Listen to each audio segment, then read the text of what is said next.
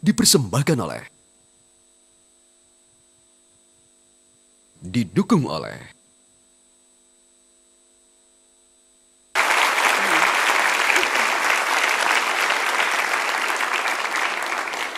Jokowi atau Prabowo, itulah tema kita malam ini. Jadi mengapa harus memilih Jokowi, mengapa pula ada yang mantap memilih Prabowo? Saya undang Ketua DPP PDI Perjuangan Marwarar Sirait dan Wakil Ketua Umum Partai Gerindra Fadlizon untuk berorasi. Kita beri tepuk tangan Bang Ara. Silakan Bang Ara yang memulai. Akan ada waktu 1 menit 60 detik Bang Ara. Tolong yakinkan kenapa orang harus memilih jagoan Anda, Jokowi. Nanti Bang Fadlizon juga akan diberikan waktu yang sama untuk meyakinkan mengapa harus memilih Prabowo. Bang Ara silakan menghadap ke penonton. Kita akan beri waktu 1 menit untuk bisa menyampaikan argumen-argumennya. Kita mulai dari sekarang, silakan Bang Ara. Ya, kenapa harus memilih Jokowi? Dari segi kepribadian, dia sederhana. Lihat apa yang dia pakai. Mulai dari sepatu, mulai dari celana, bajunya, semua sangat sederhana. Seperti yang dipakai juga oleh kebanyakan rakyat Indonesia yang masih berjuang mengatasi kemiskinan yang dialami. Kita lihat juga kepribadian dia yang lain. Dia begitu merakyat. Dia menyatu dengan rakyat. Dia tidak ada di depan rakyat atau di belakang membuat rakyat menghadapi masalahnya sendirian. Dia ada bersama rakyat pada saat masalah itu ada. Pada saat banjir dia tidak meninggalkan, dia hadapi. Dia tahu persoalan itu belum selesai, tetapi dia tidak tinggalkan masalah itu. Bicara berikutnya soal tegas. Dibuktikan bagaimana pada saat menjadi gubernur. Terima kasih Bang Ara. Apa? Sudah 1 menit. Sudah 1 menit, nanti bisa diteruskan, tetapi yang jelas sudah kita dengar. Boleh tepuk tangan sekali lagi untuk Marwarar Sirait. Silakan Bang Ara bergabung. Saatnya saya minta Wakil Ketua Umum Partai Gerindra juga berorasi, waktunya juga sama, 60 detik. Mengapa memilih Prabowo? Silakan, Bang Fadli. Terima kasih, Najwa. Assalamualaikum warahmatullahi wabarakatuh. Selamat malam, Bapak-Bapak dan Ibu-Ibu. Kenapa memilih Prabowo Subianto? Pak Prabowo Subianto adalah seorang pemimpin yang kita butuhkan pada zaman ini. Setiap zaman membutuhkan seorang pemimpin yang sesuai dengan zamannya. Kita membutuhkan pemimpin yang jujur, pemimpin yang berani, pemimpin yang cerdas, pemimpin yang mau melayani kebutuhan-kebutuhan masyarakat. Kejujuran itu sangat penting. Jangan sampai kita memilih pemimpin yang hanya dibalut oleh pencitraan, ingkar janji, dan sebagainya. Kita butuh pemimpin yang berani. Berani di dalam mengatakan yang benar itu benar, yang salah itu salah. Kita butuh pemimpin yang cerdas, karena kita banyak masalah yang harus kita selesaikan. Dan kita butuh pemimpin yang mau melayani masyarakat. Karena pemimpin itu bukan untuk dilayani, tapi melayani masyarakat. Oleh karena itu, Prabowo Subianto dan Hatta Rajasa adalah pemimpin yang kita butuhkan pada hari ini. Terima kasih. Terima kasih. Bang Fadlizon silakan bergabung. Dua-duanya meyakinkan mengapa Prabowo, mengapa Jokowi. Saya ingin minta komentar Bang Ara dan kemudian nanti Bang Fadli bisa mengomentari. Apa tanggapan Anda soal seberapa Anda teryakinkan oleh Fadlizon ketika tadi bilang jujur, berani, cerdas, tidak pencitraan, tidak ingkar janji? Begini, tentunya kalau posisi Mas Fadli dan saya sudah punya posisi yang tentu meyakini akan mendukung apa yang kita yakini dengan calon presiden kita masing-masing tentunya. Mas Jokowi tadi saya lanjutkan, dia berproses. Pemimpin itu bagaimana dia jadi wali kota. Pada saat dia jadi wali kota, dia melakukan pelayanan publik. Ya, bagaimana pelayanan publik, pendidikan, kesehatan, bagaimana orang membuat KTP dengan lebih cepat, bagaimana Solo ya bukan diakui saja oleh warga Solo tetapi oleh Indonesia dan juga internasional begitu banyak. Bahkan dia menjadi wali kota termasuk yang terbaik di dunia. Pada saat dia menjadi gubernur, 2 tahun ini begitu banyak perubahan. Makanya Mas Fadlizon juga mau mendukung kan menjadi gubernur. Kan begitu, kalau rekornya nggak bagus di Solo nggak mungkin didukung. Nah, jadi jelas menjadi gubernur, dia juga melakukan perubahan. Ada bagaimana kartu Jakarta Pintar, kartu Jakarta Sehat. Bang Fadli? Saya kira betul. Kita tidak ingin pemimpin yang ambisius. Apa ciri-ciri pemimpin ambisius itu? dia belum menyelesaikan tugasnya, tetapi kemudian mau tugas yang lain. Ya kan? Dan itu yang saya kira sedang dihadapi. Kalau misalnya janjinya 5 tahun, ya 5 tahun diselesaikan. Itu artinya tidak ambisius. Mendukung juga, belum waktu di selesai Solo, 5 tahun, kita melihat didukung. karena sudah 2 kali, waktu Kalau sekali ya. kalau mendukung tidak ambisius kan Kita begitu. dengarkan Kalau Bang Fadli. berlawanan Ya. dikatakan ambisius. Nah, Jadi nggak maksudnya konsisten biar- juga gitu. Belum, artinya biar selesai dulu. Oke, silakan Bang Fadli. Nah, kalau kita lihat, ya kami mendukung. Dengan waktu itu komitmen akan belum 5 selesai, tahun. kan? 5 tahun.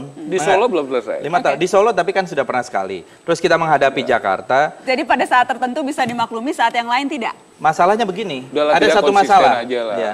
Masalahnya adalah kita membutuhkan ketika itu di Jakarta. Dan kita belum tahu banyak ya. Ternyata belakangan baru kita tahu di PAD di Solo itu ternyata menurun di era pemerintahan Pak Jokowi. Kalau nggak jadi wali kota Oke. terbaik di dunia. Enggak, itu kan termasuk salah satu karangan aja. kandidat. Oh, Kalau enggak. itu kan karangan Coba dari tanya sebuah warga Solo LSM. dan rakyat. Enggak, silakan. Oh, jelas itu. Tapi kalau kita lihat dalam hadiah mayor itu kan itu bukan satu institusi yang ini ya. Semua orang bisa. Saudara Ara ini bisa jadi anggota parlemen terhebat di Indonesia, bisa. Nah, ada institusinya. rakyat yang menilai. Tinggal. Oke. Nah, Menilai. justru itu. Jadi kalau kita lihat, kalau tadi dikatakan ambisius, ya ambisius itu. Kalau misalnya kita menggunakan 3 kriteria untuk menentukan pemimpin, rekam jejak termasuk rekam jejak kepemimpinan yang tadi Anda sebutkan, karakter personal, kemudian visi misi. Karena saya tahu Anda berdua adalah orang yang dekat dan mengenal secara dekat dua sosok ini. Anda dekat dengan Pak Jokowi, Ya. Anda dekat dengan Pak Prabowo. Saya dekat juga dengan Pak Jokowi. Dekat juga, berarti Anda bisa menggambarkan karakter personalnya untuk orang-orang yang hanya bisa melihat dari layar kaca. Kalau menurut saya Pak Prabowo itu karakter apa adanya, ya. Kalau dilihat dari backgroundnya, dia adalah latar belakang militer, ada ketegasan dan disiplin. Pak Prabowo selalu mengatakan, bedanya tentara dengan gerombolan itu disiplin. Sehingga kedisiplinan itu menjadi satu faktor yang penting. Nah ini kemudian yang sering ditangkap oleh orang lain misalnya, seolah-olah misalnya ada emosional. Tidak, ini bukan emosional dan temperamen, ini masalah gaya. Bung Karno itu adalah juga seorang yang sangat temperamental dalam arti yang lain. Kalau marah Bung Karno itu Amerika kita setrika, Inggris kita linggis katanya gitu Kalau ya. Pak Prabowo marah gimana? Pak Prabowo masih pakai pantun gitu ya. Jadi Saya ingin klarifikasi satu hal, kalau marah lempar handphone? nggak pernah. Tidak Saya selama berkawan dengan Pak Prabowo ya sejak 20 tahun lebih ya. Waktu itu sama-sama kenalnya dengan saudara Anies Baswedan. Karena ada yang mengatakan itu terkonfirmasi lempar handphone. Tidak. Jadi saya tidak pernah misalnya marah atau apa, apalagi secara fisik tidak pernah. Menyentuh itu tidak pernah. Ya, Baik. tapi kalau kepada tentara memang aturannya lain. Supaya mereka tuh disiplin dan ada anak Dan buah itu kadang-kadang terbawa, yang itu terbawa tidak Bang Fadli? tidak, sama Baik. sekali tidak. Saya ingin minta tanggapan dari Bung Ara soal tadi karakter yang digambarkan oleh Fadlizon soal Prabowo. Itukah juga Prabowo yang Anda kenal? Saya kenal Mas Prabowo waktu tahun 2009 kita bekerja sama ya, sama-sama dan berkomunikasi juga. Rakyat saya rasa dengan bantuan media sosial, media dan sebagainya, ini sudah begitu banyak terbuka dan tahu bagaimana kepribadian antara Mas Prabowo dan Mas Jokowi. Ada salah satu yang kemudian sempat disebut masuk dalam persepsi orang terhadap sosok Prabowo dan juga Jokowi. Saya akan sebutkan yang Prabowo dan nanti yang Jokowi. Disebutkan temperamental dan terkadang melakukan kekerasan. Anda sependapat dengan persepsi itu? Persepsi itu di publik jujur ada.